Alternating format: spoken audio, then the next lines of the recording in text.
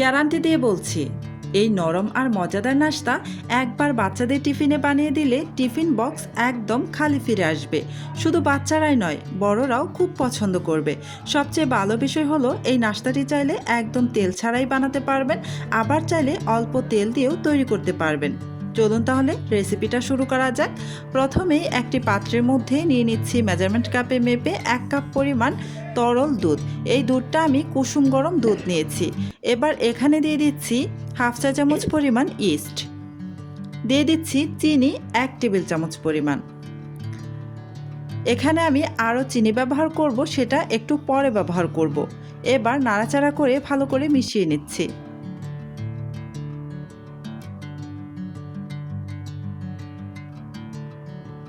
ভালো করে মিশিয়ে নেওয়া হয়ে গিয়েছে। এবার ঢেকে রেখে দিব প্রায় 5 মিনিটের মতো। ফিরে আসছি 5 মিনিট পর। এই যে 5 মিনিট পর ঢাকাটা সরিয়ে নিয়েছি, আর উপর থেকে দেখুন ফেনা ফেনা ভাব একটা চলে এসেছে। এরকম ফেনা ভাব চলে আসলে বুঝে নেবেন ইস্ট খুব ভালোভাবে অ্যাক্টিভ হয়ে গেছে। এবার এখানে দিয়ে দিচ্ছি 1 কাপ পরিমাণ শুকনো চাউলের গুঁড়া, আর দিয়ে দিচ্ছি 1/4 কাপ পরিমাণ ময়দা। এবার এখানে দিয়ে দিব 1/4 কাপ পরিমাণ সুজি।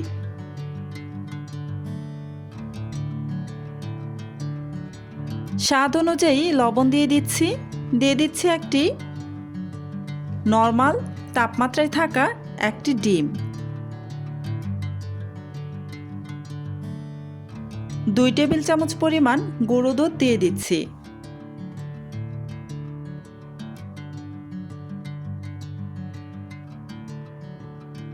এক চা চামচ পরিমাণ তেল দিয়ে দিলাম।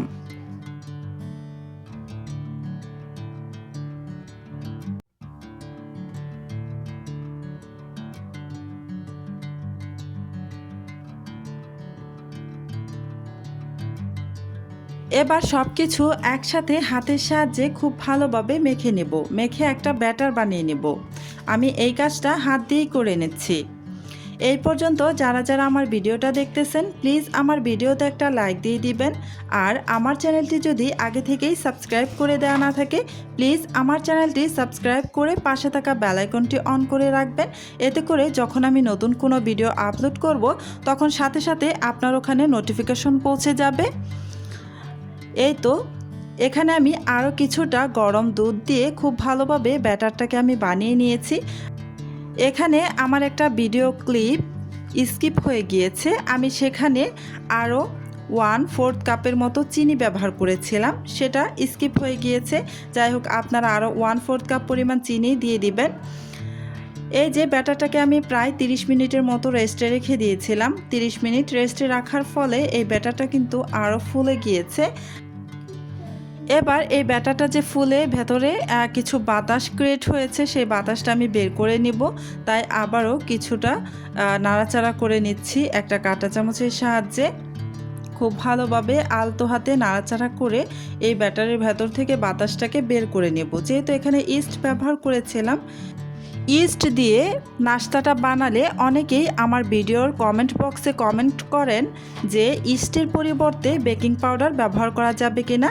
আমি বলবো ইস্ট দিয়ে নাস্তাটা বানালে যতটা ফ্লাফি আর ফুলকো হবে, বেকিং পাউডার দিলে সেটা হবে, বাট ইস্ট দেওয়ার কারণে যতটা সুন্দর হবে ততটা সুন্দর হবে না। তবে আপনারা যদি হাতের কাছে ইস্ট না থাকে, তাহলে অবশ্যই বেকিং পাউডার দিয়ে নাস্তাটা বানিয়ে নিতে পারেন। এই যে আমি চুলায় একটা প্যান বসিয়ে কিছুটা তেল দিয়ে তারপর এখানে একটি ছোট বাটির মধ্যে ব্যাটার নিয়ে এই যে 2টি নাস্তার শেপ আমি এখানে দিয়ে দিলাম, দেখতেই পাচ্ছেন। এবার ঢাকনা দিয়ে ঢেকে রেখে দিচ্ছি প্রায় 1 মিনিটের মতো হবে। প্রায় 1 মিনিট পর ঢাকাটা সরিয়ে নিচ্ছি। চুলার আঁচ কিন্তু আমি একদম লো আঁচে রেখে তারপরে এই নাস্তাগুলো বানাচ্ছি। এই নাস্তাগুলো অবশ্যই শুরু থেকে শেষ পর্যন্ত একদমই চুলার আঁচ লো আঁচে রেখে তারপর নাস্তাগুলো বানিয়ে নেবেন, তাহলে খুব সুন্দর একটা কালার আসবে, দেখতেও খুব সুন্দর লাগবে। আবারও আমি ঢাকনা দিয়ে ঢেকে দিলাম। এই তো আরও 1 মিনিট পর ঢাকনাটা সরিয়ে নিচ্ছি। একসাথে দুটো নাস্তা দিয়েছি, পরবর্তী থেকে আমি আর একটা একটা করে বানাবো, নাস্তার শেপটা নষ্ট হয়ে যায়।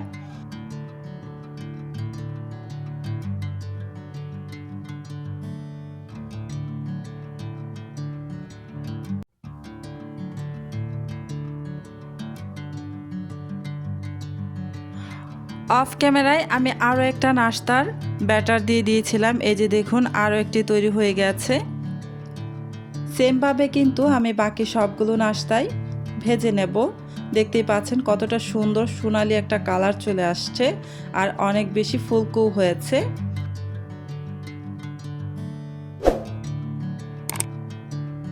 আশা করি আজকের রেসিপিটি আপনাদের ভালো লেগেছে।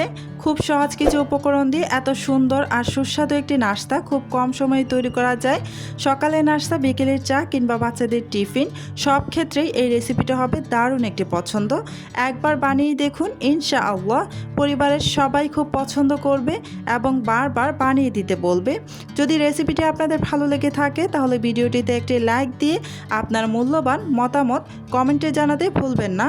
আর এমন সহজ, নতুন ও মজার রেসিপি নিয়মিত পেতে অবশ্যই আমার চ্যানেলটি সাবস্ক্রাইব করে পাশেই থাকুন।